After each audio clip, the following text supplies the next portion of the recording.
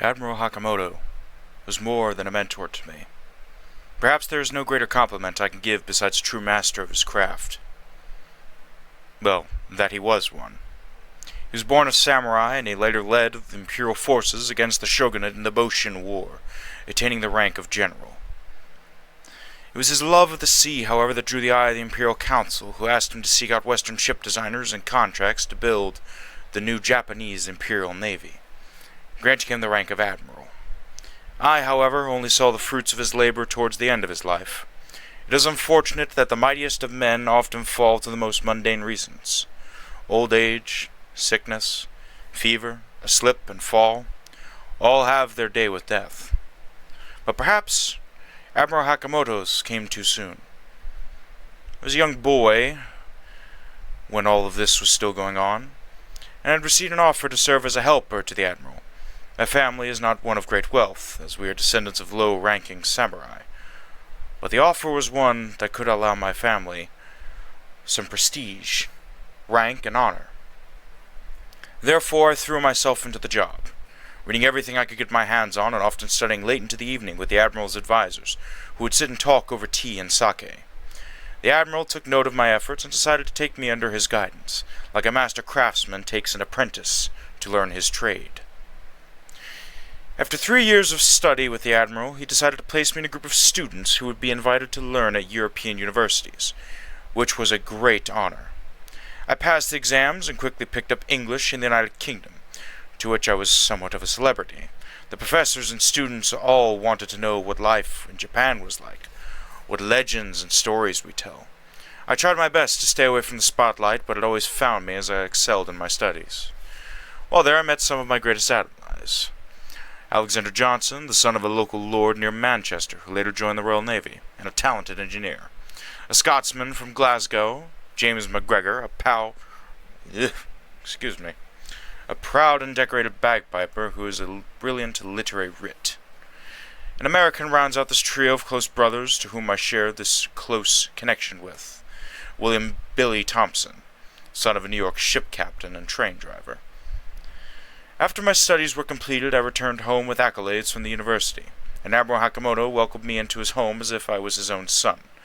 My father, who has had some trouble adapting to the new ways of this modern Japan, was less impressed with my accomplishments at first, until I explained everything in great detail.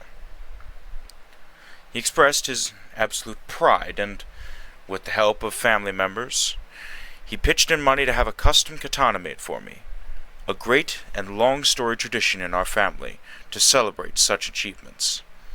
It was that custom katana that I wore when I was admitted to the Imperial Naval Academy, which was, frankly, still being built, and its doctrines being established at the time.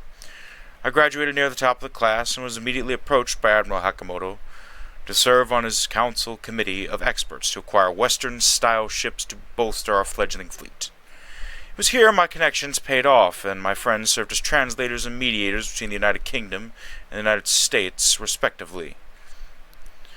However, Admiral Hakamoto was getting more ill as the time went on. Most of us, including perhaps the Emperor himself, assumed it was too little sleep, not enough rest. However, after a month off of recovering, Admiral Hakamoto was not any better off than he was before. In fact, it seems worse. A series of doctors were brought forward, and in December of 1898, in the Western calendar, Admiral Takamori Hiroshi was diagnosed with cancer. It was advanced far beyond any hope of a long life. Over the past year, Admiral Hakamoto set about getting his affairs in order and choosing a successor to recommend. Most of us and his staff, even while I was away learning more seamanship skills for most of the year, assumed that the senior admiral would take his place. However, on October 15th, 1899, in the Western calendar, Admiral Hakamoto was brought to his home to live out the rest of his days surrounded by family, and he passed 8 days later after his staff and family, including myself, had just finished a great banquet-style meal and had been talking for some hours.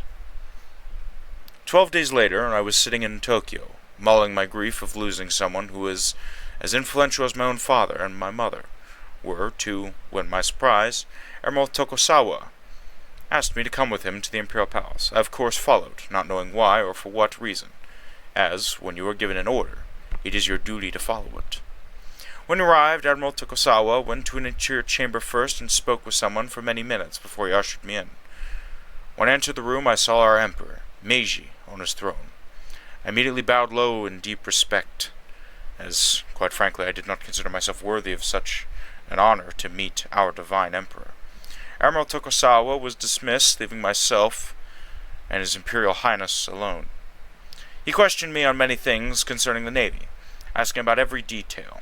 I answered as best as I could, trying not to allow my nerves to cause me to falter in front of the Emperor. After answering those questions, he asked me to follow him to a garden inside the palace. As we walked, escorted by the palace guards, he informed me that Admiral Hakamoto had left a clause in his will concerning me, and asked for his approval to place me in charge of the shipbuilding and procurement of the Japanese Navy, along with asking for the divine permission of the Emperor for me to serve as his personal aide concerning the Navy. After we spoke for many hours, I was later announced to the Imperial Council, and later the Japanese Assembly, that the Emperor had given his blessing, a great honor to me and my family. With such grace and blessing, I swore to him on my life that I would do my duty even if it cost me everything to defend him and Japan. I immediately sent a flurry of requests from my friends to come to Japan as naval attachés to the embassies in the capital, to which they were immediately granted, including with the Emperor's blessing. He also gave me explicit orders to form an advisory council to inform the government on the naval situations across the globe and to cooperate with the Western nations in establishing emergency assistance treaties for marooned or distressed ships. It is this duty that I have been carrying out for several months, and now that it is the turn of the year, I reflect on the past year. But one question, haunts me as I write in this diary, this journal that Admiral Hakamoto suggested I keep. It was during the initial meeting with the Emperor, and he asked me a difficult and different question than I might expect. He asked me, bluntly, I might add, do you believe Japan can be a great power in this new world? I asked for clarification, and he expressed that the Western nations are more powerful, their ships, their armies, everything is more powerful. Japan has just recently suffered a civil war and a small war with China. And even then, we are nothing more to the Western world but a second-rate power. So, I took my time to think, and I answered. And I said, I believe we can, but we should not antagonize under any circumstances the United States and United Kingdom, as they are our greatest allies on each side of the Pacific. Singapore, Hong Kong, Honolulu, San Diego, any port in between here on the western side of the Pacific, on the map, where the sun rises over the entire world, to the far east of the Pacific Ocean, where the great shipbuilding industry of the United States East Coast lies on the other side of a large continent. We have a very small industrialized economy. Well, I say industrialized. We don't exactly have that. So, I made my opinions clear. We need to build the Japanese economy quickly to compete with the Western powers and be able to fund the modernization and various other services that a government should provide for, including defense. Japan will survive, I have faith in that. But in what form? That's the true question.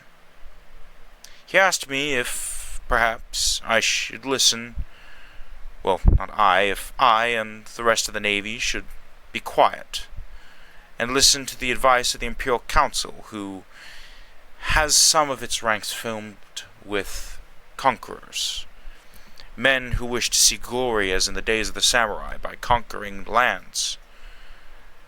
I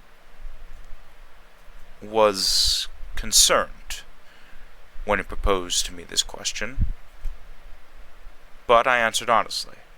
I do not want to be a conqueror, but if it is the only just thing to do to defend my home, my family, my emperor, then it is what shall be done.